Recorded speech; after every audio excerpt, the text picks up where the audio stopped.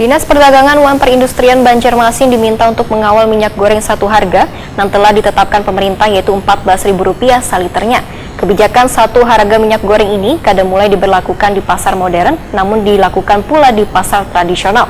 Melalui adanya pengawasan dari instansi terkait, maka harga minyak goreng di pasaran tetap terkendali.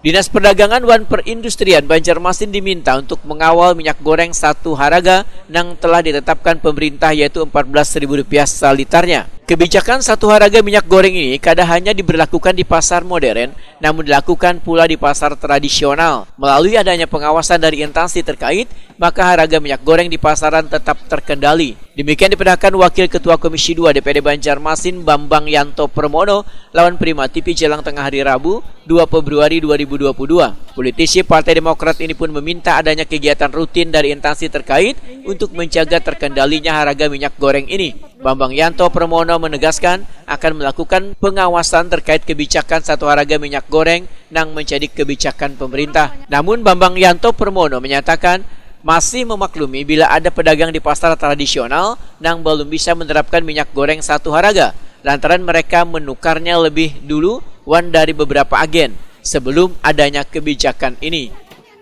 Sudah mulai tanggal 1 kemarin dari dinas yang terkait sudah melakukan pendataan berapa sih ada stok di daerah Banjarmasin, dan dengan adanya ketahuan stok itu mereka kan pasti akan mengkalkulasi nanti bagaimana. Dan juga ada himbauan-himbauan kepada pedagang tradisional dari pemerintah supaya membeli minyak itu jangan ke pihak ketiga yang tidak tahu, dalam artian ke tangan ketiga lah. Kalau bisa membelinya untuk pasar tradisional ke distributor langsung, yang mana sudah mengetahui atau melaksanakan himbauan pemerintah, himbauan presiden tersebut. Jadi harga di pasaran nantinya ya mudah-mudahan di Banjarmasin bisa terkendali lah. Jadi harapan kita pemerintah supaya giat-giat terus, jangan bosan-bosannya mengkampanyekan harga 14.000 per liter tersebut. Itu yang sudah kita komunikasikan dengan dinas terkait.